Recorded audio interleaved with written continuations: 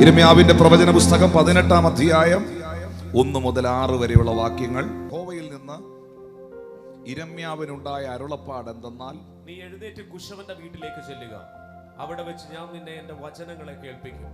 അങ്ങനെ ഞാൻ കുശവന്റെ വീട്ടിൽ ചെന്നപ്പോൾ അവൻ ചക്രത്തിന്മേൽ വേല ചെയ്തുകൊണ്ടിരുന്നു.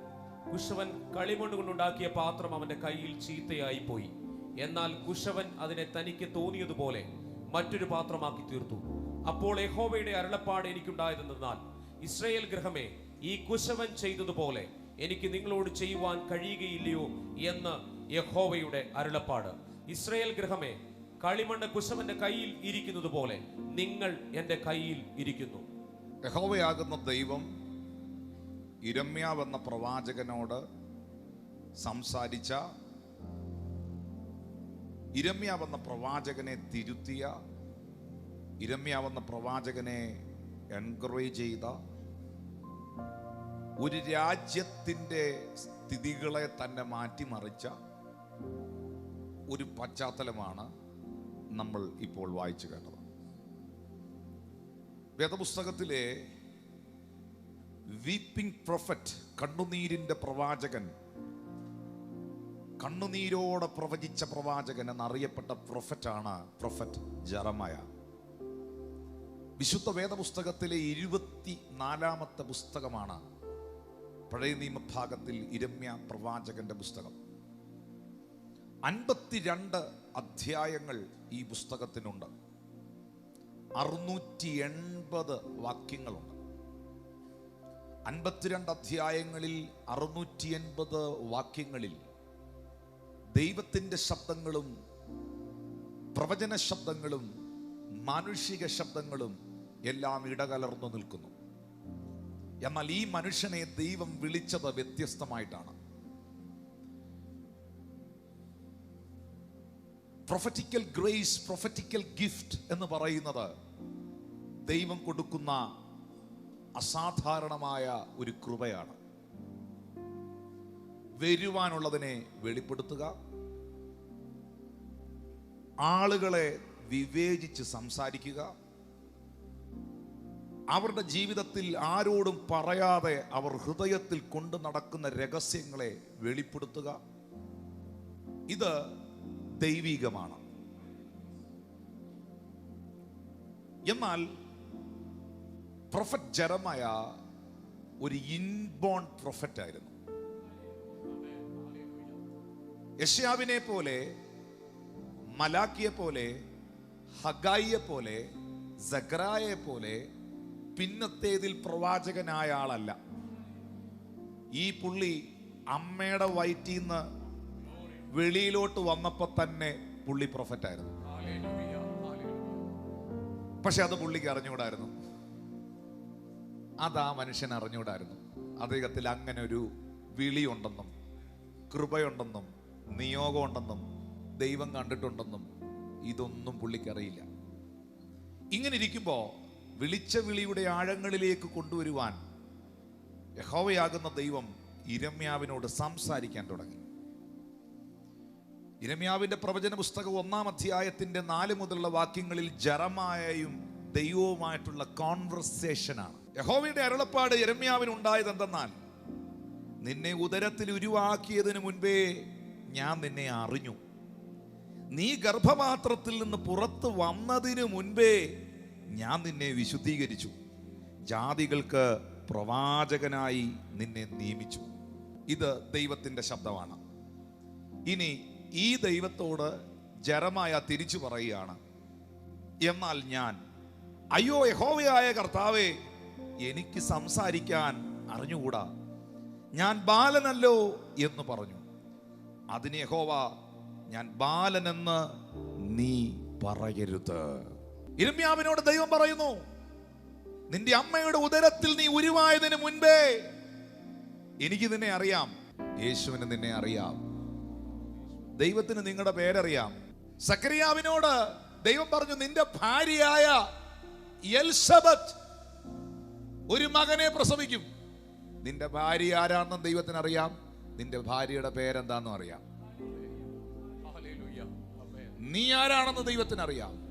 നിന്റെ പേരെന്താണെന്നറിയാം. നീ എവിടുന്ന് വരിക എന്ന് ദൈവത്തിനറിയാം. നിന്റെ അവസ്ഥ എന്താണെന്ന് ദൈവത്തിനറിയാം. ഉറച്ചുകൂടാഴമായി പറഞ്ഞാൽ നിന്റെ തലയിൽ എത്ര മുടിയുണ്ടെന്ന് അവനറിയാം. അതിലെത്ര എണ്ണം പൊഴിഞ്ഞിട്ടുണ്ടെന്ന് അവനറിയാം. നിന്റെ വീട്, നിന്റെ ജീവിതം, നിന്റെ ലൈഫ് മുഴുവൻ അവനറിയാം. മത്തായി 10:30 പറയുന്നു, അവൻ നിങ്ങളുടെ തലയിലെ മുടികൾ വരെ എണ്ണിയിരിക്കുന്നു, അതിലൊന്ന് നിലത്ത് വീഴുന്നത് അവൻ അറിയുന്നു. ദാനിയേൽ 2:28 പറയുന്നു, രഹസ്യങ്ങളെ അറിയുന്നൊരു ദൈവം സ്വർഗത്തിൽ ഉണ്ട്. ഹല്ലേലൂയ. എബ്രായർ 4:17 പറയുന്നു, ആമീൻ, അവൻ നമ്മുടെ ഹൃദയ രഹസ്യങ്ങളെ വ്യക്തമായി അറിയുന്നവൻ, അവൻ നമ്മുടെ ഹൃദയത്തിന്റെ ആഴങ്ങളെ തിരിച്ചറിയുന്നവൻ. ദൈവത്തിന് അറിയാം. ഞാൻ നിന്നെ അറിഞ്ഞു. നീ ഗർഭപാത്രത്തിൽ നിന്ന് പുറത്തു വരുന്നതിന് മുൻപേ ഞാൻ നിന്നെ വിശുദ്ധീകരിച്ചു, പ്രവാചകനായി നിയമിച്ചു. പക്ഷെ ജെറമ്യ പറയുകയാണ്, ദൈവമേ, ഈ പറയുന്നതൊക്കെ ശരിയാണോ തെറ്റാണോ എന്നൊന്നും എനിക്കറിയില്ല. പക്ഷെ എൻ്റെ പ്രശ്നം, എനിക്ക് സംസാരിക്കാൻ അറിഞ്ഞൂടാ. 2, എനിക്ക് ഇച്ചിരി പക്വതക്കുറവും പ്രായക്കുറവും ഒക്കെ ഉണ്ട്. അതുകൊണ്ട് ഞാൻ ഇതിന് യോഗ്യനല്ല. എന്നെ അങ്ങ് വിട്ടേക്കൂ. ഞാൻ ഇതിന് പറ്റിയ ഒരാളല്ല.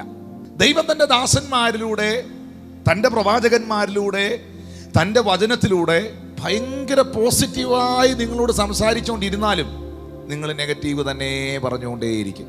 ഇതാ യിരെമ്യാവും പറയുകയാണ്, എന്നെ വിട്ടേക്കൂ, എനിക്ക് കഴിവില്ലാത്ത ഒരാളാണ്. പക്ഷേ ദൈവം അവനെ വിളിച്ചതുകൊണ്ടും ദൈവം അവനെ അറിഞ്ഞതുകൊണ്ടും എനിക്ക് കഴിവില്ല, ഞാൻ അശക്തനാണ്, ഞാൻ അയോഗ്യനാണ്, എന്നെ വിട്ടേക്കൂ എന്ന് പറഞ്ഞ മനുഷ്യനെ കൊണ്ടാണ് യിരെമ്യാവിൻ്റെ പ്രവചന പുസ്തകം എന്ന 52 അധ്യായമുള്ള പുസ്തകം ദൈവം എഴുതിപ്പിച്ചത്. വിശുദ്ധ വേദപുസ്തകത്തിലെ രാജാക്കന്മാരുടെ പുസ്തകം, first king and the second Kings, രാജാക്കന്മാരുടെ പുസ്തകം. രാജാക്കന്മാരുടെ പുസ്തകം ആരാണ് എഴുതിയത്? രാജാക്കന്മാരുടെ പുസ്തകം എഴുതിയത് ജെറമ്യായാണ്, യിരെമ്യാവ് എന്ന പ്രവാചകനാണ്. 1 രാജാക്കന്മാരുടെ പുസ്തകം 22 അധ്യായമുണ്ട്. 2 രാജാക്കന്മാരുടെ പുസ്തകം 25 അധ്യായമുണ്ട്. അത് തന്നെ 47 അധ്യായങ്ങളുണ്ട്. വിശുദ്ധ വേദപുസ്തകത്തിലെ വിലാപങ്ങളുടെ പുസ്തകം എന്ന പുസ്തകം, അത് എഴുതിയത് ആരാണ്? വിലാപങ്ങളുടെ പുസ്തകം എഴുതിയത് യിരെമ്യാവാണ്. അത് 5 പുസ്തകമുണ്ട്. അങ്ങനെ എനിക്ക് കഴിവില്ല, എന്നെ വിട്ടേക്കൂ എന്ന് പറഞ്ഞ ആ മനുഷ്യനെ കൊണ്ടാണ് സ്വർഗത്തിലും ഭൂമിയിലും എന്നേക്കും സ്ഥിരമായിരിക്കുന്ന ഈ തിരുവെഴുത്തിൽ 104 അധ്യായങ്ങൾ 104 അധ്യായങ്ങൾ ദൈവം എഴുതിപ്പിച്ചത്, പ്രവചിപ്പിച്ചത്. ഏത് കഴിവ് കെട്ടവനെയും കഴിവുള്ളവനാക്കാൻ, ഏത് പരാജിതനെയും ശക്തനാക്കാൻ, ഏത് തകർന്നവനെയും പണിതെടുക്കാൻ, ഏത് പാപിയെയും വിശുദ്ധീകരിക്കാൻ, എത്ര കൈകാര്യം ചെയ്യാൻ കഴിയാത്ത വിഷയത്തെയും കൈകാര്യം ചെയ്യുവാൻ, ഏതറ്റം വരെ നിന്ദിക്കപ്പെട്ടവനെയും ഏതറ്റം വരെ മാനിക്കാൻ എന്റെ ദൈവത്തിന് കഴിയുമെന്ന് വിശ്വസിക്കുന്നവർ ആ കൈകളെ തട്ടി താവിനെന്ന് നന്ദി പറഞ്ഞേ, കൈ അടിച്ചോണ്ട് പറഞ്ഞേ, എന്റെ ദൈവത്തിന് അത് കഴിയും. ശബ്ദമുയർത്തി പറഞ്ഞേ, എന്റെ ദൈവത്തിന് അത് കഴിയും. ഈ മനുഷ്യനോട് ദൈവം പറയുന്നു, എനിക്ക് നിന്നോട് ചില കാര്യങ്ങൾ സംസാരിക്കാനുണ്ട്. ദൈവത്തിന് നമ്മളോട് വിവിധ നിലകളിൽ സംസാരിക്കാൻ കഴിയും. ഇവിടെ യിരെമ്യാവിനോട് പറയുന്നു, എനിക്ക് നിന്നോട് സംസാരിക്കാനുള്ള കാര്യം എനിക്ക് കാണിച്ചോണ്ട് സംസാരിക്കാനുള്ളതാണ്. പിടികിട്ടിയോ? യിരെമ്യാവേ, എനിക്ക് നിന്നോട് പറയാനുള്ള കാര്യം അശരീരിയല്ല, ചുരുളല്ല, ഒന്നുമല്ല. എനിക്ക് നിന്നോട് സംസാരിക്കാനുള്ളത് കാണിച്ചോണ്ട് സംസാരിക്കാനുള്ളതാണ്. ദൈവത്തിന് വിവിധ നിലകളിൽ നമ്മളോട് സംസാരിക്കാൻ പറ്റും. ദൈവത്തിന് തന്റെ വചനത്തിലൂടെ നമ്മളോട് സംസാരിക്കാൻ കഴിയും. ദൈവത്തിന് തന്റെ ദാസന്മാരിലൂടെ നമ്മളോട് സംസാരിക്കാൻ കഴിയും. പാതാളത്തിൽ യാതന അനുഭവിക്കുന്ന ധനവാനായ മനുഷ്യൻ ദൈവത്തോട് ആവശ്യപ്പെടുകയാണ്, അബ്രഹാമിനോട് ആവശ്യപ്പെടുകയാണ്, എനിക്കൊരു ഉപകാരം ചെയ്യുവോ? എന്റെ സഹോദരങ്ങളുടെ ഈ പാതാളത്തിൽ നരകത്തിൽ വരാതിരിക്കേണ്ടതിന് എന്നെ ഒന്ന് ഇറക്കി വിടുവോ? ഞാൻ എൻ്റെ വീട്ടിൽ ചെന്ന് എൻ്റെ സഹോദരങ്ങളോടൊന്ന് പറഞ്ഞോട്ടെ, ഇങ്ങനൊക്കെ കുറെ സെറ്റപ്പ് ഉണ്ട്, മരിച്ചു കഴിഞ്ഞാൽ തീരുന്നതല്ല ജീവിതം, ഒരു മരണാനന്തര ജീവിതം ഉണ്ട്, ഇങ്ങോട്ട് അവരും കൂടെ വരാതിരിക്കേണ്ടതിന് ഇങ്ങനൊരു ക്രമീകരണം ഉണ്ട് എന്ന് ഞാനൊന്ന് ചെന്ന് പറഞ്ഞോട്ടെ എന്ന് പറഞ്ഞപ്പോ സ്വർഗത്തിൽ നിന്ന് കേട്ട ശബ്ദം, നിനക്ക് അവിടേക്ക് ഇനി പോകാൻ കഴിയില്ല. നിന്റെ ചേട്ടന്മാരോടും അനിയന്മാരോടും ഒക്കെ സംസാരിക്കാൻ അവിടെ മോശയും പ്രവാചകന്മാരും ഉണ്ട്. അവര് പറയാത്തത് കേൾക്കാൻ മേലാത്തവൻ ഇനി മരിച്ചവൻ ഒരുത്തൻ എഴുന്നേറ്റ് എന്ന് പറഞ്ഞാലും കേൾക്കാൻ പോകുന്നില്ല. അതിന്റെ അർത്ഥം എന്നാ? ദൈവം തന്റെ വചനത്തിലൂടെ ഒരാലോചന അറിയിച്ചിട്ടും തന്റെ ദാസന്മാരിലൂടെ ദൈവം ഇടപെട്ടിട്ടും അനുസരിക്കാൻ മേലാത്തവനെ ഇനി ആർക്ക് രക്ഷിക്കാൻ പറ്റുമെന്ന്? അതിനപ്പുറത്ത് ഇനി ആരെങ്കിലും ഉണ്ടോ? അതുകൊണ്ട് ദൈവത്തിന് നമ്മളോട് തന്റെ ദാസന്മാരോട് സംസാരിക്കാൻ കഴിയും, തന്റെ വചനത്തിലൂടെ സംസാരിക്കാൻ കഴിയും, തന്റെ പ്രവാചകന്മാരിലൂടെ സംസാരിക്കാൻ കഴിയും, പാട്ടിലൂടെ സംസാരിക്കാൻ കഴിയും. ദൈവത്തിന് തന്റെ വചനത്തിലൂടെ സംസാരിക്കാൻ കഴിയും, ദൈവത്തിന് തന്റെ പ്രവാചകന്മാരിലൂടെ സംസാരിക്കാൻ കഴിയും, ദൈവത്തിന് സ്വപ്നങ്ങളിലൂടെ സംസാരിക്കാൻ കഴിയും, ദൈവത്തിന് കഴുതയും കൊണ്ട് സംസാരിപ്പിക്കാൻ കഴിയും. കഴുതയും കൊണ്ട്. ബിലയാമെന്ന് പറഞ്ഞ മനുഷ്യനോട് ദൈവത്തിന് സംസാരിക്കാൻ ഒരു കഴുതയെ പിടിക്കേണ്ടി വന്നു. അപ്പോൾ വിവിധ നിലകളിൽ ദൈവത്തിന് സംസാരിക്കാൻ കഴിയും. ചിലപ്പോൾ ഒരു ചെറിയ ഷോർട്ട് വീഡിയോ കണ്ടുകൊണ്ടിരിക്കുമ്പോൾ അതിനകത്തൂടെ സംസാരിക്കാൻ കഴിയുമെന്നേ. ചിലതൊന്നും ഒരുപക്ഷെ സ്പിരിച്വൽ റിലേറ്റഡ് ആയിരിക്കണമെന്ന് പോലുമില്ല. അങ്ങനെ ചില കാര്യങ്ങൾ, കാരണം പുള്ളി ബൈബിളും വായിക്കുകയില്ല, ഭാഷമാരുടെ പ്രസംഗവും കേൾക്കുകയില്ല, അല്ലാത്തവൻ വേറെ ചില കാര്യങ്ങൾ കണ്ടുകൊണ്ടിരിക്കുമ്പോൾ അതിനകത്തൂടെ കർത്താവിന് സംസാരിക്കാൻ കഴിയുമെന്നേ. ഞങ്ങളുടെ വീട്ടിൽ ശ്രദ്ധിക്കാതെ കിടന്ന ഒരു ചെടിയുണ്ട്, ഒരു നല്ല പൂ പിടിക്കുന്ന ചെടി. അപ്പം അവിടെ കുറച്ച് ക്രമീകരണങ്ങൾ, പണികൾ നടന്നപ്പോൾ ഇതിനെ ചട്ടിയോടുകൂടെ അങ്ങ് ഉപേക്ഷിച്ചു, അതിനെ സൈഡിലോട്ടങ്ങ് മാറ്റിയിട്ടു. അവിടെ പണികളൊക്കെ നടന്ന സമയത്ത് കട്ടയും പൊളിച്ച സാധനവും സിമെന്റും എല്ലാം ഈ ചെടിയുടെ മണ്ടയ്ക്ക് കൊണ്ടുവന്നിട്ടു.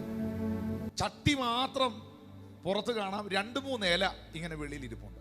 വെള്ളം ആരും ഒഴിക്കുന്നില്ല, അത് അങ്ങനെ കിടക്കുകയാണ്. അവിടുത്തെ ചില പണികൾ കഴിഞ്ഞ്, ചില ക്രമീകരണങ്ങൾ കഴിഞ്ഞപ്പോൾ എൻ്റെ സഹോദരൻ എന്നോട് പറഞ്ഞു, ഇത് വളർന്നു വന്നാൽ നല്ല രസമായിരിക്കും, ഇതിനെ നമുക്ക് നടുക്കൊന്ന് നട്ടാലോ? ഞാൻ പറഞ്ഞു, അത് മൊത്തവും അഴുക്കും മണ്ണും വീണും എല്ലാം പോയല്ലേ, അത് നശിച്ചു പോയ സാധനമല്ലേ, ഇല്ല അത് കയറി വരും. അതിനെ ആ നടുക്ക് കൊണ്ട് നട്ടു. നട്ടപ്പോൾ ഒരു ഭംഗിയില്ലായിരുന്നു, ഇലയൊന്നും ഇല്ലായിരുന്നു, ഇങ്ങനെ ഉണങ്ങി വരേണ്ടി നിന്നാണ്.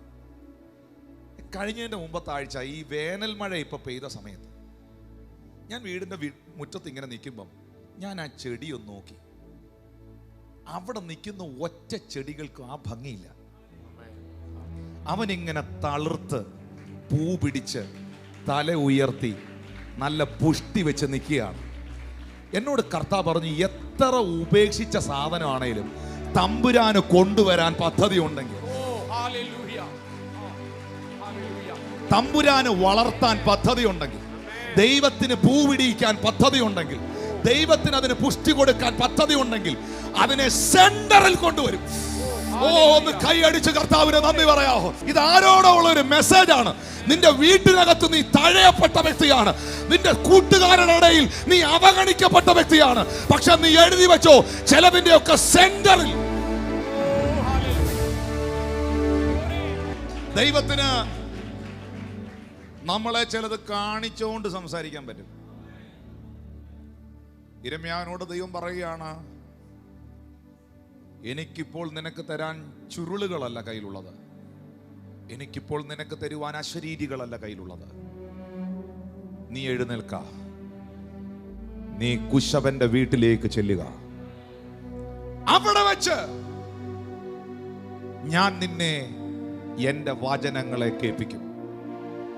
ആ മനുഷ്യനായിട്ട് സ്തോത്രം. 3-ാം വാക്യം പറയുന്നത്, അങ്ങനെ ഞാൻ കുശവന്റെ വീട്ടിൽ ചെന്നു. തമ്പുരാൻ എഴുന്നേക്കാൻ പറഞ്ഞപ്പോൾ എഴുന്നേറ്റു, തമ്പുരാൻ പോകാൻ പറഞ്ഞപ്പോൾ പോയി, ദൈവം അത് ചെയ്യാൻ പറഞ്ഞപ്പോൾ ചെയ്തു. ദൈവം എഴുന്നേൽക്കാൻ പറയുമ്പോൾ എഴുന്നേൽക്കുന്നവരും, ദൈവം പോകാൻ പറയുമ്പോൾ പോകുന്നവരും, ദൈവം ചെല്ലാൻ പറയുമ്പോൾ ചെല്ലുന്നവരും, ദൈവം കാണിച്ച റൂട്ടുകളിലേക്ക് ചുവട് വയ്ക്കുന്നവരും അത്ഭുതങ്ങളെ കാണാൻ പോകുകയാണ്.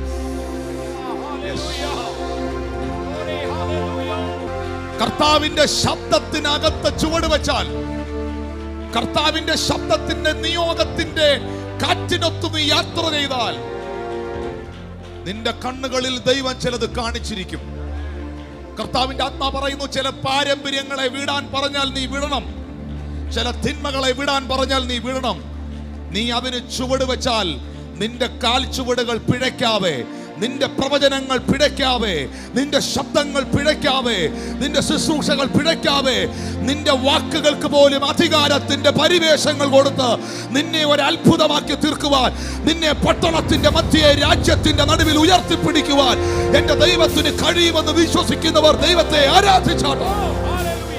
അങ്ങനെ ഞാൻ കുശവന്റെ വീട്ടിൽ ചെന്നപ്പോൾ അവൻ ചക്രത്തിന്റെ മേൽ വേല ചെയ്തുകൊണ്ടിരുന്നു. കുശവൻ കളിമണ്ണ് കൊണ്ടുണ്ടാക്കിയ പാത്രം അവന്റെ കയ്യിൽ ചീത്തയായി പോയി. എന്നാൽ കുശവൻ അതിനെ തനിക്ക് തോന്നിയതുപോലെ മറ്റൊരു പാത്രമാക്കി തീർത്തു. അപ്പോൾ യഹോവയുടെ അരുളപ്പാട് പെട്ടെന്നുണ്ടാകുകയാണ്, ഇസ്രായേൽ ഗൃഹമേ, ഈ കുശവൻ ചെയ്തതുപോലെ എനിക്ക് നിന്നോട് ചെയ്യാൻ കഴിയുകയില്ലയോ? കളിമണ്ണ് കുശവന്റെ കയ്യിൽ ഇരിക്കുന്നത് പോലെ നിങ്ങൾ എന്റെ കയ്യിലിരിക്കുന്നു. യിരെമ്യാവ് കുശവന്റെ വീട്ടിൽ ചെന്നു. എന്താണ് കുശവന്റെ ശാലയെ കുറിച്ചുള്ള വ്യാഖ്യാനം? ഇവിടെ കാണുന്ന കുശവന്റെ ശാല, കുശവൻ പാത്രങ്ങളെ മെനയുന്ന ഇടം. 2, പുറത്തു കിടന്ന ചെളിയെ കോരിയെടുത്ത് അകത്തളത്തിൽ കൊണ്ടുവന്നിരിക്കുന്ന ഇടം. കുശവന്റെ ശാലയിൽ ഒന്ന് കയറി നോക്കിയേ. അവിടെ ഷീറ്റ് വിരിച്ചോ അല്ലെങ്കിൽ ഏതെങ്കിലും ഒരു ക്രമീകരണത്തിലോ തൊട്ടിയിലോ നിറയെ ചെളി പുള്ളി ശേഖരിച്ചു വെച്ചിരിക്കുന്നത് കാണാം. ഈ ചെളി പുറംപറമ്പിൽ കിടന്ന ചെളിയാണ്. ചെളി തന്നെയാണ്. ഏറ്റവും നല്ല ചെളി, ചീത്ത ചെളി ഇല്ല. അഴുക്കാണ്, മണ്ണ് തന്നെയാണ്. എന്നാൽ ഒരു യോഗ്യതയും പറയാനില്ലാത്ത ഈ മണ്ണിനെ, ഏതോ പെരുമഴയിൽ പേമാരിയിൽ ഒഴുകിപ്പോകേണ്ട ഈ മണ്ണിനെ, ഏതൊക്കെയോ കാളകൾ ഉഴുതുമറിക്കേണ്ട ഈ മണ്ണിനെ, ആരും ശ്രദ്ധിക്കപ്പെടേണ്ടാത്ത ഈ മണ്ണിനെ എന്ന് കുശവൻ കൈകൊണ്ട് കോരിയോ,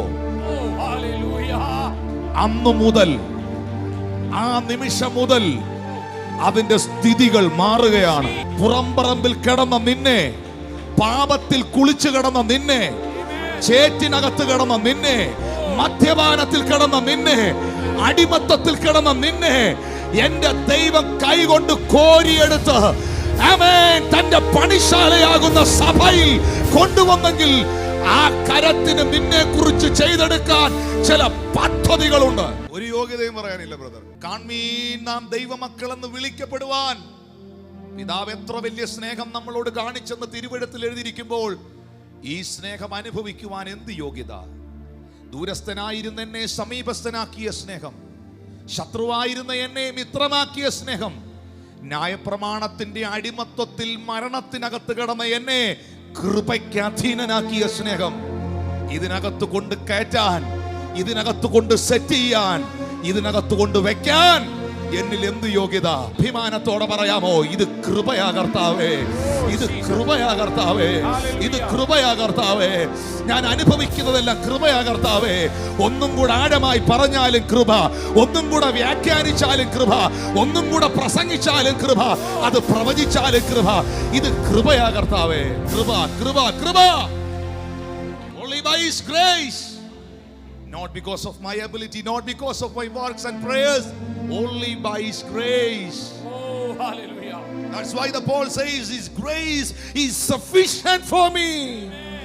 His grace is sufficient for me. നിന്റെ കൃപ എനിക്കും മതി. നിന്റെ ശക്തി എന്റെ ബലഹീനതയിൽ തികയുന്നു. ചിലപ്പോഴൊക്കെ നമ്മൾ ബലഹീനനായി പോകുമ്പോ, ചിലയിടത്തൊക്കെ നമ്മൾ ബലഹീനരായി പോകുമ്പോ, ചിലയിടത്തൊക്കെ നമ്മൾ അശക്തരായി പോകുമ്പോ അവിടെ അങ്ങോട്ട് കയറി വരുന്ന ഒരു കൃപയുടെ ശക്തിയുണ്ട്. ആ ബലഹീനതയിൽ തികയുന്ന ദൈവത്തിന്റെ കൃപ. ആ ചക്രത്തിന്റെ മേളിൽ കുശവൻ ഈ കളിമണ്ണിനെ വെച്ചിരിക്കുകയാണ്. വിശുദ്ധ ബൈബിൾ പറയുന്നു, യിരെമ്യാവ് എന്ന പ്രവാചകൻ നോക്കി നിൽക്കുമ്പോൾ 4-ാം വാക്യം വ്യക്തമാക്കുന്നു, കളിമണ്ണ് കൊണ്ട് കുശവൻ ഉണ്ടാക്കിയ പാത്രം തന്റെ കയ്യിൽ അങ്ങ് ചീത്തയായി പോയി. എന്നാൽ കുശവൻ അതിനെ തനിക്ക് തോന്നിയതുപോലെ, എനിക്ക് തോന്നിയതുപോലല്ല, മണ്ണിന് തോന്നിയതുപോലല്ല, അഭിപ്രായങ്ങൾ പറയുന്നവർക്ക് തോന്നിയതുപോലല്ല, തനിക്ക് തോന്നിയതുപോലെ, തന്റെ ഹൃദയത്തിൽ താൻ കണ്ട ഡിസൈൻ പോലെ, അതിനെ മറ്റൊരു പാത്രമാക്കി തീർത്തു. പ്രതീക്ഷയോടെ എടുത്ത കേട്ടോ, ചീത്തയായി പോയി. ഒരിക്കൽ ഈ കുശവൻ അങ്ങ് ഏദൻ തോട്ടത്തിൽ മണ്ണെടുത്ത് കുഴച്ചു. പ്രതീക്ഷയോടെ ആ കരമിങ്ങനെ ഓടി, ശിരസ്സുകളും കണ്ണുകളും മൂക്കുകളും അവയവങ്ങളും കൈകളും കാലുകളും ഒക്കെ പിടിപ്പിച്ചുകൊണ്ട് തന്റെ സാദൃശ്യത്തിൽ, തന്റെ സ്വരൂപത്തിൽ അവൻ മനുഷ്യനെ ഉണ്ടാക്കി. ആ കളിമണ്ണ് കൊണ്ടുണ്ടാക്കിയ മൺപ്രതിമയിലോട്ട് നോക്കിയിട്ട് കുശവൻ പറഞ്ഞു, എന്റെ സ്വപ്നങ്ങൾക്കൊത്തവണ്ണം ഇവൻ കയറി വരും. അവന്റെ മൂക്കിലേക്ക് കുശവൻ ശ്വാസമൂതി, അതിനകത്തേക്ക് ജീവൻ കയറി. ആ ജീവനുള്ള മൺരൂപം എഴുന്നേറ്റ് കാലുറപ്പിച്ചു നിന്നു. അവന് മനുഷ്യൻ എന്ന പേർ വിളിച്ചു. ആ രൂപത്തെ നോക്കിയിട്ട് പറഞ്ഞു, എന്റെ സാദൃശ്യത്തിലും എന്റെ സ്വരൂപത്തിലും ഞാൻ ഇവനെ മെനഞ്ഞിരിക്കുന്നു.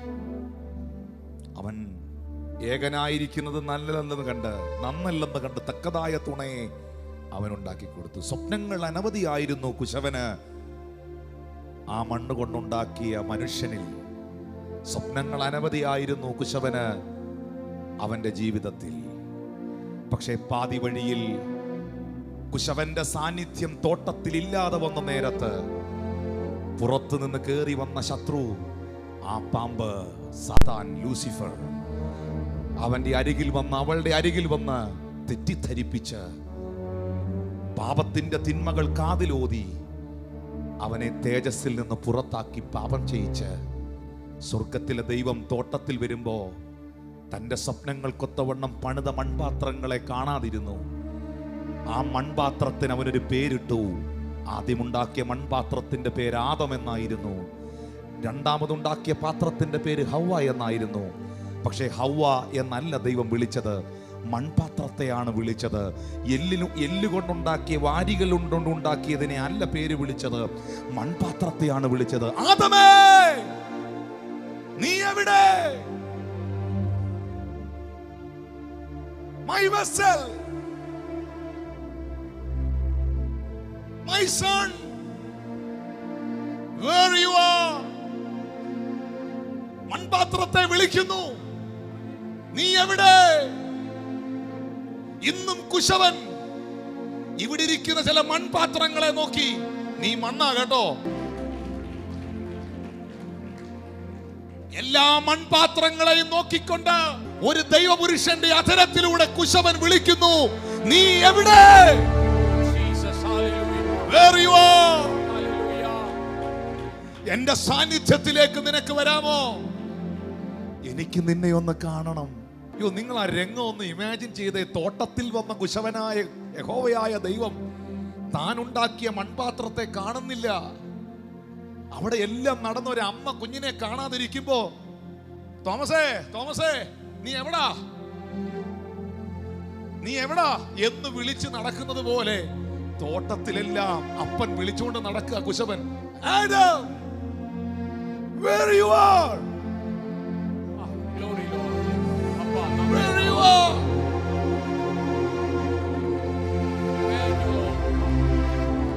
പാപത്തിന്റെ കരാളാസ്തങ്ങൾ അവനെ പിടിച്ചത് കാരണം ദൈവത്തിന്റെ മുമ്പിൽ വന്ന് നിൽക്കാനുള്ള മനസ്സാക്ഷിയില്ലാതെ വീഴ്ച പറ്റിയ മനുഷ്യൻ അത്തീല കൊണ്ട് അരയാട തുന്നി ഉണ്ടാക്കി വൃക്ഷത്തിന്റെ ചുവട്ടിൽ ഒളിച്ചു മറച്ചു. നിവർത്തിയില്ലാഞ്ഞ് അവന്റെ മുമ്പിൽ ഒരു സൃഷ്ടിക്കും മറഞ്ഞിരിക്കാൻ കഴിയത്തില്ലെന്നുള്ള യാഥാർത്ഥ്യം ഉൾക്കൊണ്ടിട്ട് വൃക്ഷച്ചുവട്ടിൽ നിന്നും അത്തീല കൊണ്ട് അരയാട ഉണ്ടാക്കി മറച്ചിരുന്ന ഒളിച്ചിരുന്ന മൺപാത്രങ്ങൾ രംഗത്ത് വന്നു. ദൈവം നോക്കി, അതെ, നീ വീണിരിക്കുന്നല്ലേ, നീ പൊളിഞ്ഞല്ലേ, നീ ചീത്തയായല്ലേ, എന്റെ സ്വപ്നങ്ങൾ മുഴുവൻ നീ തകർത്തല്ലേ, എന്റെ വ്യവസ്ഥകളിൽ നിന്ന് എനിക്ക് മാറാൻ പറ്റത്തില്ല. ഇനി അങ്ങോട്ട് എല്ലാവരും നിന്നെ പോലെ തന്നെയാകും. ആദാമ്യവർഗം കൊണ്ടുവന്ന പാപം ഇനി എല്ലാവരും നിന്നെ പോലെ തന്നെയാകും. പക്ഷെ എനിക്കൊരു കാര്യം അറിയാം, കുശവൻ പറയുന്നു, നിന്നെ വഞ്ചിച്ചവൻ ഈ പരിസരത്തുണ്ട്. കാലം വരുന്നു, ഒരു നാൾ വരുന്നു, മണ്ണ് കൊണ്ടുണ്ടാക്കിയ പാത്രം എന്റെ സ്വപ്നങ്ങളെ തച്ചുടച്ച് കളഞ്ഞ കാലഘട്ടത്തിൽ നിന്ന് മണ്ണ് കൊണ്ടെടുക്കാതെ വിണ്ണിൽ നിന്നും ഞാനൊരു പുത്രനെ ഇറക്കും. മണ്ണിന്റെ മയമില്ലാത്ത ഒരുത്തനെ ഞാൻ കൊണ്ടുവരും. മണ്ണുകൊണ്ടല്ലാത്ത ഒരു പാത്രത്തെ ഞാൻ ഈ ഭൂമിയിൽ കൊണ്ടുവരും. അത് ഉടഞ്ഞുപോയ സകല മൺപാത്രങ്ങളെയും പണിയും. അത് ഉടഞ്ഞുപോയ സകല മൺപാത്രങ്ങളെയും പണിയും. ആ കരം ഉടഞ്ഞുപോയ സകല മൺപാത്രങ്ങളെയും പണിയും. പിശാചേ, നീ കുറിക്കൊണ്ടുകൊള്ളുക. സ്ത്രീയുടെ ഉദരത്തിൽ നിന്ന് ജനിക്കുന്നവൻ തന്നെ നിന്റെ തലയെ തകർക്കും. ഓ, താങ്ക് യു ലോർഡ് ജീസസ്. തകർന്നുപോയ മൺപാത്രങ്ങളെ പണിതെടുക്കാൻ മണ്ണിന്റെ ഗന്ധമില്ലാത്തൊരു പാത്രത്തെ തന്റെ സാദൃശ്യത്തിലും സ്വരൂപത്തിലും തന്നെ വേഷത്തിൽ മനുഷ്യനായി ഈ ഭൂമിയിലേക്ക് കൊണ്ടുവന്നു. എന്തിനാണെന്നറിയാവോ? ഉടഞ്ഞുപോയ പാപത്തിൽ പിടിക്കപ്പെട്ട സകല മൺപാത്രങ്ങളെയും, ചീത്തയായി പോയ മുഴുവൻ പാത്രത്തെയും പണിയാൻ. ചീത്തയായി പോയ മുഴുവൻ പാത്രത്തെയും പണിയാൻ. ചീത്തയായി പോയ മുഴുവൻ പാത്രത്തെയും. ഈ രണ്ടാമത്തെ മകൻ, ഒന്നാമത്തെ മകൻ ആദം, രണ്ടാമത്തെ മകൻ ക്രിസ്തു. രണ്ടാമത്തെ മകൻ ചോദിക്കുന്നു, ഒന്നാമത്തെ മകൻ പറയുന്നു ഞാൻ ചീത്തയായി പോയി. എന്നാൽ രണ്ടാമത്തെ മകൻ പറയുന്നു, ചീത്തയായ ആരേലും ഉണ്ടോ? കൊണ്ടുവാ. തകർന്ന സക്കായിമാരുണ്ടോ? വാ. വ്യഭിചാരത്തിൽ പിടിക്കപ്പെട്ടവരുണ്ടോ? വാ. ജീവിതത്തിൽ തകർന്നവരുണ്ടോ? വാ. പരാജിതനെ ഞാൻ പണിതെടുക്കും. ചോദിക്കുന്നു. ഇന്ന് ദൈവത്തിന്റെ പരിശുദ്ധാത്മാവ് എന്നോട് പറയുന്നു, ജീവിതത്തിന്റെ യാത്രാമധ്യേ വഴിത്തലയ്ക്കൽ സ്വപ്നങ്ങൾ തകർന്നുപോയി. സ്വപ്നങ്ങൾ എന്ന പാത്രം ഉടഞ്ഞുപോയി. ഇപ്പോ സ്വപ്നം കാണാൻ പോലും കഴിയാത്ത അനുഭവങ്ങളിൽ ഞാൻ ചീത്തയായ ഒരു പാത്രമാണെന്ന് വിധി എഴുതിയവരാരെങ്കിലും ഈ ആരാധനയിൽ എന്നെ കേൾക്കുന്നുണ്ടെങ്കിൽ അവരോട് ദൈവാത്മാ പ്രവചിക്കുന്നു, നിന്നെ മറ്റൊരു പാത്രമാക്കി തീർക്കുവാൻ പോവുകയാണ്. തകർന്ന നിന്റെ കുടുംബ ജീവിതത്തെ ദൈവം പണിയും. തകർന്ന നിന്റെ തലമുറകളെ ഈ കുശവൻ പണിയും. എന്ന കൈ ആയതെന്നറിയാവോ? ഈ കൈ കാണുന്നുണ്ടോ? ഈ കുശവന്റെ കൈ. ആ കരത്തെ ട്രസ്റ്റ് ചെയ്യാൻ പറ്റണം. അത്ഭുത കൈയാത്. എത്ര തലമുറകളെ ഈ കൈ പണിതിട്ടുണ്ടെന്നറിയാവോ? പരാജയത്തിൽ വീണുപോയ, പാപത്തിൽ വീണുപോയ, ജീവിതത്തിൽ തകർന്നുപോയ എത്ര എത്ര എത്ര എത്ര എത്ര തലമുറകളെ ഈ കൈ പണിതിട്ടുണ്ടെന്നറിയാവോ? 5 ഭർത്താക്കന്മാരുടെ കൂടെ ജീവിച്ച, ജീവിതം തകർന്ന ശമരിയാക്കാരി സ്ത്രീ ഈ കുശവനുമായി കിണറ്റുകരയിൽ വെച്ച് അല്പസമയം കുശലം പറഞ്ഞതാണ് അവൾ ശമരിയയുടെ സുവിശേഷകയായി തീർന്നത്. കിണറ്റുകരയിൽ വെച്ച് അവളെ രൂപാന്തരപ്പെടുത്തി. ഗതശമനയിൽ പൊട്ടിക്കരയുന്ന കുശവനെ നിങ്ങൾ കാണുന്നുണ്ടോ? വിയർപ്പ് തുള്ളി പോലെ രക്തത്തുള്ളികൾ വീഴുന്ന കുശവനെ. ആ കരച്ചിൽ എന്തിനു വേണ്ടിയാണെന്നറിയാവോ? ചീത്തയായി പോയ പാത്രങ്ങളെ പണിതെടുക്കാനായിരുന്നു. ചീത്തയായി പോയ പാത്രങ്ങൾ ഏതെങ്കിലും ഇതിനകത്ത് ഇരിപ്പുണ്ടോ? നാട്ടുകാർ പറയും കളഞ്ഞേക്കാൻ, കുടുംബക്കാർ പറയും പോയടാ അതിന്റെ കാര്യമൊന്നും. പക്ഷെ യേശു പറയുന്നു, ഇങ്ങ് കൊണ്ടുവാ. ബൈബിൾ പറയുന്നുണ്ടല്ലോ, ചതഞ്ഞ ഓട അവൻ ഒടിച്ചു കളയുന്നില്ല, പുകയുന്ന തിരിയെ അവൻ കെടുത്തുന്നില്ല. നിങ്ങൾ ആ വാക്യം വായിച്ചിട്ടുണ്ടോ? യേശുവിനെ കുറിച്ചുള്ള വാക്യമാണ്, പ്രവചനമാണ്. ചതഞ്ഞ ഓട അവൻ ഒടിച്ചു കളയുന്നില്ല, പുകയുന്ന തിരിയെ അവൻ കെടുത്തി കളയുന്നില്ല. ഇത് കണ്ടോ? ഇത് ഓടക്കുഴലാണ്. ഇത് ഏതോ ഒരു ആറിൻ്റെയോ അരുവിയുടെയോ സൈഡിൽ നിന്നൊരു സാധനമാണ്. കാട്ടിലോ എവിടെ കണ്ട് നിന്ന ഇതിനെ ഇനി വെട്ടിയെടുത്തു. ഏതോ കാറ്റത്തോ മഴയത്തോ ഇങ്ങനെ ആഞ്ഞൊലഞ്ഞ് ഒടിഞ്ഞു പോകേണ്ട സാധനമാണ്. പക്ഷേ ഇതിനെ, ഈ ഓടയെ, ഓടക്കുഴലിനെ, പിന്നെ ഓടക്കുഴലാണ്, ചതഞ്ഞ ഓട അവൻ ഒടിച്ചു കളയുന്നില്ല. പുകയുന്ന തിരിയെ കെടുത്തി. പുകഞ്ഞ കൊള്ളി പുറത്ത്. പക്ഷേ കർത്താവ് പറയുന്നു, പുകഞ്ഞ തിരി ഇഞ്ഞു കൊണ്ടുപോവാ, ആ പുകഞ്ഞ കൊള്ളി ഇഞ്ഞു കൊണ്ടുപോവാ, ഞാൻ വീണ്ടും കത്തിക്കാൻ പോവുകയാണ്. ചതഞ്ഞു.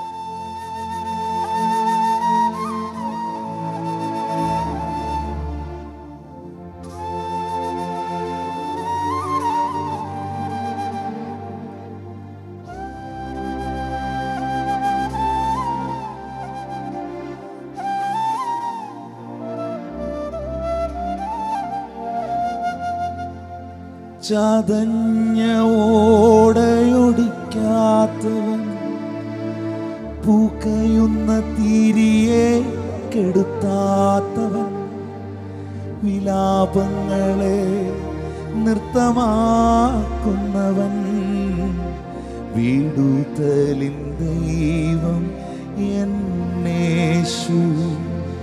ചതഞ്ഞ ഓട ഓടിക്കാത്തവൻ, പൂക്കയുന്ന തിരിയെ കെടുത്താത്തവൻ, വിലാപങ്ങളെ നൃത്തമാക്കുന്നവൻ, വിടുതലിൻ ദൈവം എന്നേശു.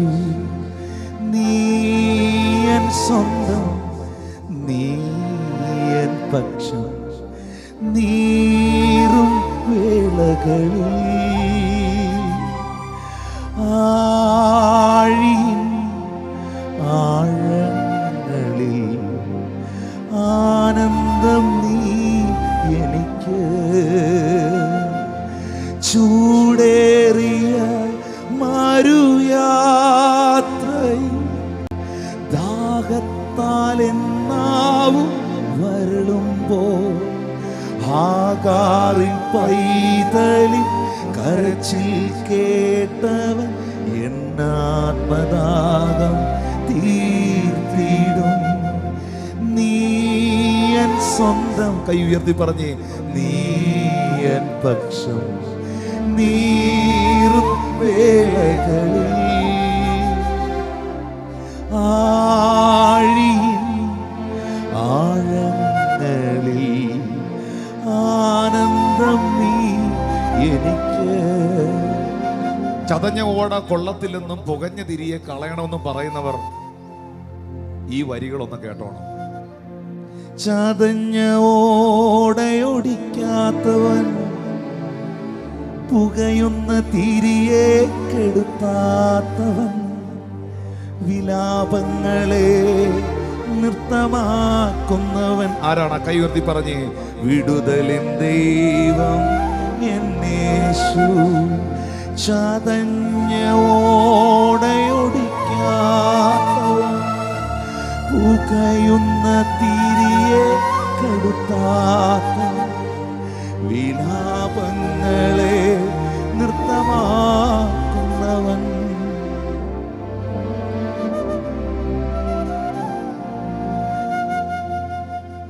അതുകൊണ്ട് നാട്ടുകാർ പറയും ചീത്തയായതിനെ കളഞ്ഞേക്കാൻ, മനുഷ്യർ പറയും പുകഞ്ഞ കൊള്ളി പുറത്ത്, ലോകം പറയും ചതഞ്ഞ ഓട കൊള്ളില്ലെന്ന്.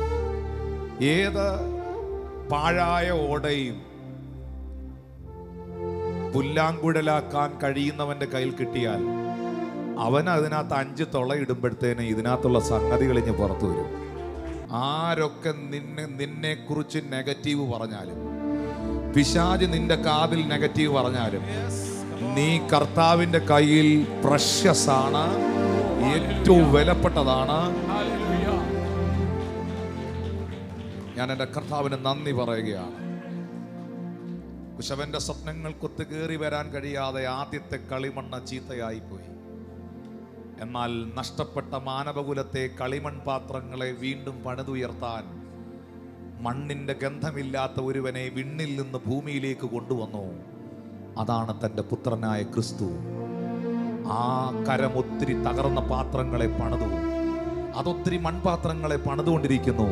അടുത്ത വാക്യത്തിലേക്ക് നോക്കുമ്പോൾ അവിടെ കാണാൻ കഴിയുന്ന ഏറ്റവും പ്രധാനപ്പെട്ട ഒരു കാര്യം, ചീത്തയായി പോയ, ആരും പ്രതീക്ഷിക്കാത്ത, ചിന്തിക്കാത്ത ഈ പാത്രത്തെ കുശവൻ മറ്റൊരു പാത്രമാക്കി മാറ്റി. ഇവിടെ ഞാൻ സാധാരണ നിലയിൽ പറയുന്നത് പോലെ തന്നെ 3 പദങ്ങൾ ഞാൻ പറയട്ടെ. ഒന്ന്, ഈ കളിമണ്ണിനെ കുശവൻ എടുത്തത് പ്ലാനോടുകൂടെയാണ്. ആ പ്ലാനിനകത്ത് ഉറപ്പായി ഒരു പർപ്പസ് ഉണ്ട്. ചുമ്മാ കുശവൻ സമയം കളയാൻ എടുത്ത് മണ്ണ് കുഴയ്ക്കുകയാണോ? ഈ കുഴയ്ക്കുന്ന ഒരു സംഭവം ഉണ്ട് കേട്ടോ. ഈ മണ്ണ് നിങ്ങൾക്ക് കുശവൻ ആഗ്രഹിക്കുന്ന ഷേപ്പിൽ വരാൻ ഇഷ്ടമുണ്ടോ? ഉണ്ടോ? യാക്കോബ് 4:10 കർത്താവിന്റെ സന്നിധിയിൽ താഴുവീൻ, എന്നാൽ അവൻ നിങ്ങളെ ഉയർത്തും. ഈ മണ്ണിനെ കുശവൻ ആദ്യം അങ്ങ് കുത്തപ്പിനാറ് പോലെ പൊക്കി എടുക്കുകയാണോ, അതോ ആദ്യം ഇടിച്ച് വരത്തുകയാണോ? ഇങ്ങനെ അതിനായിട്ട് ഉരുട്ടി കുഴച്ച് ഇടിച്ച് അങ്ങ് മാക്സിമം അങ്ങ് ഇടിച്ച് താക്കും.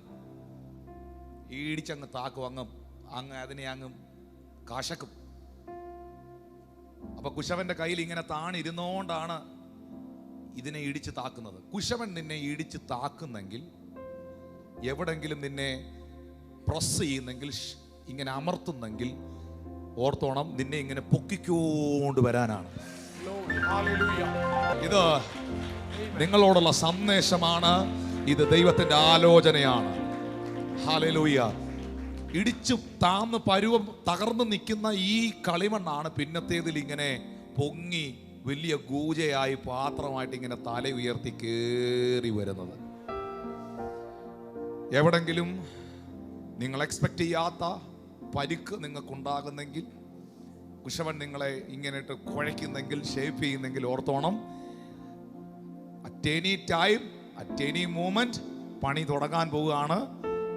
എന്നും കുഴപ്പമല്ല, എന്നും ഇടിപ്പല്ല, എന്നും പരുവപ്പെടുത്തലല്ല, നിന്നെ ഷെയ്പ്പാക്കാൻ പോവുകയാണ്.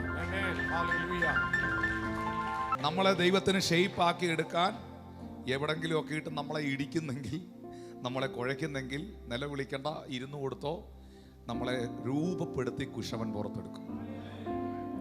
ഒരു പ്ലാനോടുകൂടെ തന്നെ എടുത്തേക്കുന്നത്. നിങ്ങളെക്കുറിച്ച് ദൈവത്തിന് ഒരു പ്ലാനും ഇല്ലായിരുന്നെങ്കിൽ നിങ്ങൾ ഒരിക്കലും ഇതിനകത്ത് നിന്ന് വരികയില്ല. ഒരു കാരണവശാലും വരികയില്ല. നിങ്ങളിപ്പോൾ വല്ല സിനിമാ തിയേറ്ററിലോ വല്ല പറമ്പിലോ എവിടെങ്കിലും ഒക്കെ നിൽക്കേണ്ടവരാണ്. അനാദികാലം മുതൽ മറഞ്ഞു കിടന്ന മർമ്മത്തിന്റെ വ്യവസ്ഥ എന്തെന്ന് അവർക്കറിയില്ല. അതുകൊണ്ടാണ് പൗലോസ് പറഞ്ഞ, മുൻപേ നിങ്ങളും ദൂരസ്ഥരായിരുന്നു.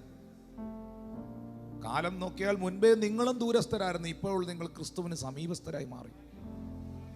നമ്മളും ആ കൂട്ടത്തിൽ, ആ കാലഘട്ടത്തിൽ പോയിക്കൊണ്ടിരുന്നവരാണ്. പക്ഷെ അന്ന് നമ്മൾ അറിഞ്ഞില്ല ദൈവത്തിന് നമ്മളെക്കുറിച്ചൊരു പദ്ധതി ഉണ്ടെന്നും, ദൈവത്തിന് നമ്മളെ വേണമെന്നും, നമുക്കൊരു ലൈഫുണ്ടെന്നും, രക്ഷയുണ്ടെന്നും, നിത്യതയുണ്ടെന്നും, ജീവനുണ്ടെന്നും, ജീവിതമുണ്ടെന്നും നമുക്ക് അറിഞ്ഞുകൂടായിരുന്നു.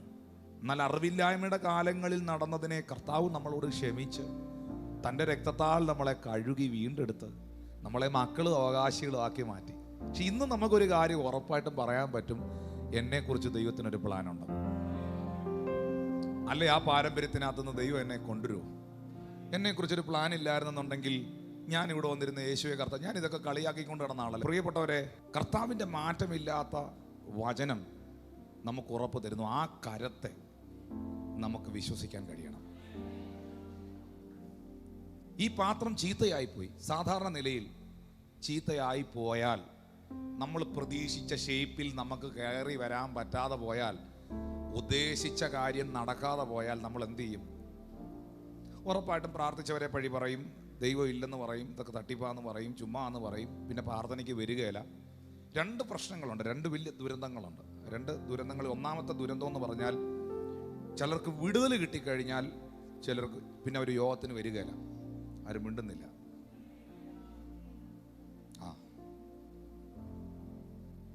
സാമ്പത്തിക പ്രശ്നമൊക്കെ മാറി വിടുതലായി കഴിഞ്ഞാൽ പിന്നെ എന്നാ വരത്തില്ല. ചിലർക്ക് വിടുതൽ കിട്ടാത്ത കാരണം കൊണ്ട് അവർ വരുന്നില്ല. ഇങ്ങനെ വരാതിരിക്കുന്ന 2 കൂട്ടം ആൾക്കാരുണ്ട്. ഒന്ന്, വിടുതൽ കിട്ടിയ കാരണം കൊണ്ട് വരുന്നില്ല. 2, ഞാൻ പ്രാർത്ഥിച്ചിട്ടൊന്നും നടക്കാനൊന്നും പോകുന്നില്ല, എത്രയോ നാളുകൊണ്ട് പ്രാർത്ഥിക്കുന്നു, ഒന്നും നടക്കാൻ, ആ കാരണം കൊണ്ട് വരുന്നില്ല. 10 കുഷ്ഠരോഗികൾ യേശുവിൻ്റെ അടുക്കൽ വന്നു. 10 പേരെയും കർത്താവ് പ്രാർത്ഥിച്ചു. ഇവർ പോകുന്ന വഴിയിൽ, ഓൺ ദി വേ എന്നൊക്കെ പറയത്തില്ലേ, പോകുന്ന വഴിയിൽ ഇവർ 10 പേരും സൗഖ്യമായി. അവർക്ക് പുതിയ സ്കിന്ന് വന്നു, പുതിയ നഖം വന്നു, അവർ സൗഖ്യം പ്രാപിച്ചു. അതിൽ ഒരുത്തൻ, 10 എണ്ണത്തിൽ ഒരുത്തൻ തിരിച്ചു വന്നു, യൂട്ടേൺ എടുത്ത് വണ്ടി. എന്നിട്ട് കർത്താവിനോട് വന്നിട്ട് പറഞ്ഞു, കർത്താവേ, I am healed completely, thank you Jesus. അവൻ മുട്ടുകുത്തി കർത്താവിനോട് നന്ദി പറഞ്ഞു. അപ്പൊ യേശു ഈ ഒരുത്തനോട് ചോദിക്കുന്ന ഒരു ചോദ്യമുണ്ട്, ബാക്കി 9 പേർ എവിടെ? നിങ്ങൾ 10 പേരല്ലയോ എൻ്റെ അരികിൽ വന്നത്, ബാക്കി 9 പേർ എവിടെ? ആ ചോദ്യം ഭയങ്കര എന്ന് പറഞ്ഞാൽ, ഞാൻ സൗഖ്യമാക്കിയവൻ എവിടെ? എന്നിൽ നിന്ന് വിടുതൽ കിട്ടിയവൻ എവിടെ? ഞാൻ അനുഗ്രഹിച്ചവൻ എവിടെ? കർത്താവ് വിടുവിച്ചവരെ കർത്താവ് അന്വേഷിക്കുന്നു. യേശു സൗഖ്യമാക്കിയവരെ യേശു അന്വേഷിക്കുന്നു. നിങ്ങളുടെ ജീവിതത്തിൽ ദൈവം ഒരു അത്ഭുതം ചെയ്താൽ, വിടുതലിന് വേണ്ടി മുട്ടുകുത്തിയവൻ ആരാധിക്കാൻ മുട്ടുകുത്തണം. ഒന്ന് കൈയടിച്ച് കർത്താവിനെ സ്തുതിച്ചേ. വിടുതലിന് വേണ്ടി മുട്ടുമടക്കിയവൻ, നന്മയ്ക്ക് വേണ്ടി വിട്ടുമടക്കിയവൻ ആരാധിക്കാൻ മുട്ടുമടങ്ങണം.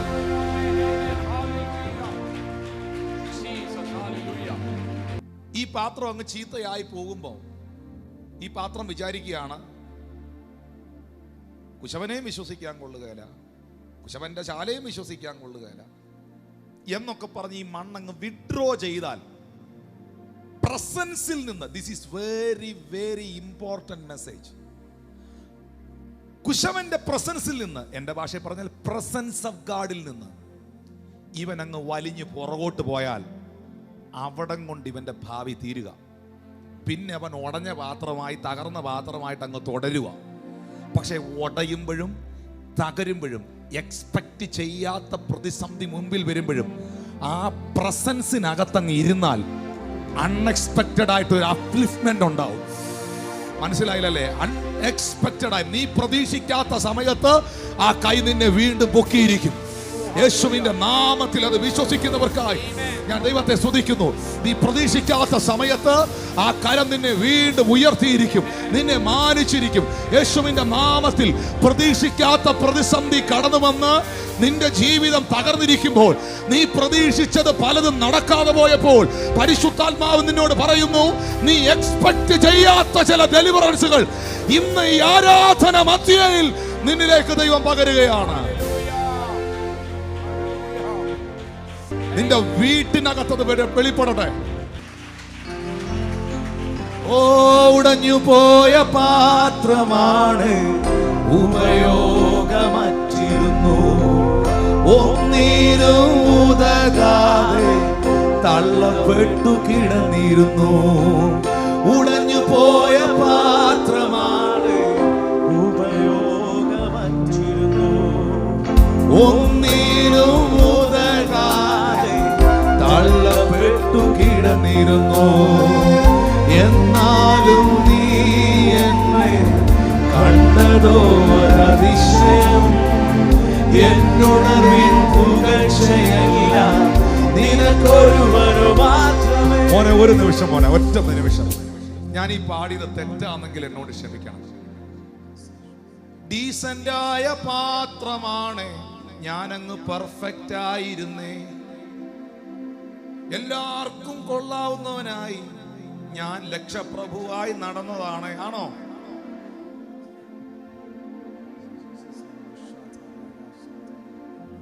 കർത്താവിനോട് പറയാ, എങ്കിലും നീ എന്നെ കണ്ടതോരതിശയം, എങ്കിലും നീ എന്നെ അതിനകത്തൊരു അത്ഭുതമുള്ള എത്ര പേരുണ്ട്? എങ്കിലും നീ എന്നെ കണ്ടതോരതിശയം, എങ്കിലും നീ എന്നെ കണ്ടതോരതിശയം, എന്നുണർവിൻ പുകഴ്ചയല്ല നിനക്കൊരുവനു മാത്രമേ. നീ മാത്രം വളരണം, നീ മാത്രം വളരണം, നീ മാത്രം വളരണം, നീ മാത്രം യേശു. കൈ ഉയർത്തി പറഞ്ഞേ, എല്ലാം തകർന്നു പോയി എന്നെ നോക്കി പറഞ്ഞവർ, ഇനിമേലാൽ ഉയരുകയില്ല എന്നു പറഞ്ഞു ചിരിച്ചവർ, എല്ലാം തകർന്നു പോയി എന്നെ നോക്കി പറഞ്ഞവർ, ഇനിമേലാൽ ഉയരുകയില്ല എന്നു പറഞ്ഞു ചിരിച്ചവർ. എന്നാലും നീ എന്നെ കണ്ടതോ ഒരതിശയം. എന്നുണർവിൻ പുകഴ്ചയല്ല നിനക്കൊരുവനു മാത്രമേ. എന്നാലോ നീ എന്നെ കണ്ടതോ ഒരതിശയം. എന്നുണർവിൻ പുകഴ്ചയല്ല നിനക്കൊരുവനു മാത്രമേ. അതുകൊണ്ട് പറഞ്ഞേ, യേശു മാത്രം വളരണം, യേശു മാത്രം വളരണം, യേശു മാത്രം വളരണം, നീ മാത്രം യേശുവേ. യേശു മാത്രം വളരണം, ഹല്ലേലൂയ. യേശു മാത്രം വളരണം, യേശു മാത്രം വളരണം, നീ മാത്രം യേശുവേ. കുശവനെ നിൻകാരം വീണുപോയ ഇടങ്ങളിലെല്ലാം എൻ തലയെ ഉയർത്തിയേ.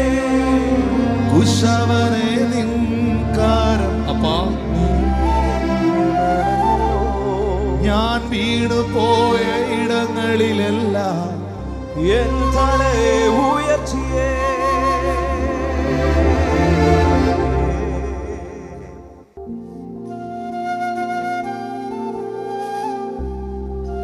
കർത്താവിനോട് പറയുന്നു,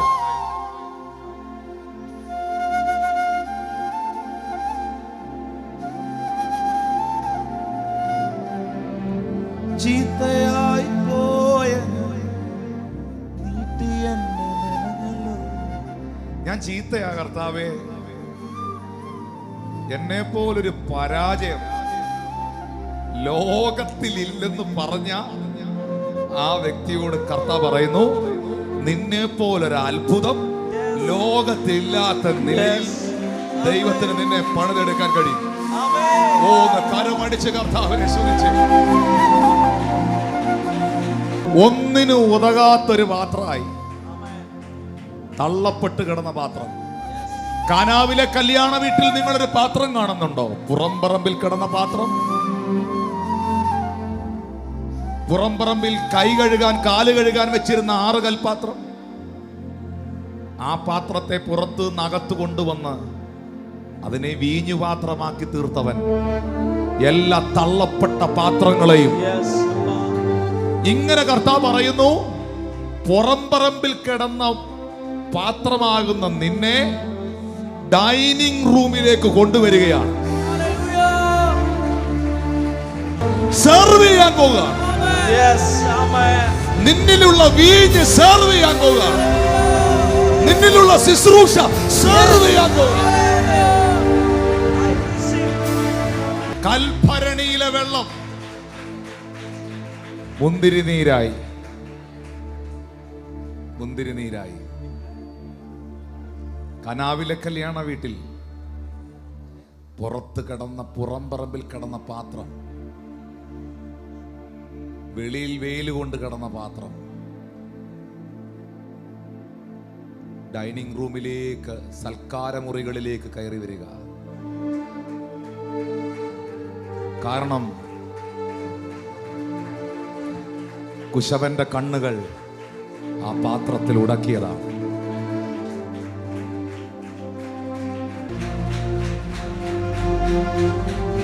നിന്നെ നിന്റെ ദേശത്തിനും നിന്റെ ഭവനത്തിനും ഏറ്റവും ഇമ്പോർട്ടന്റ് ആക്കാൻ പോകുക.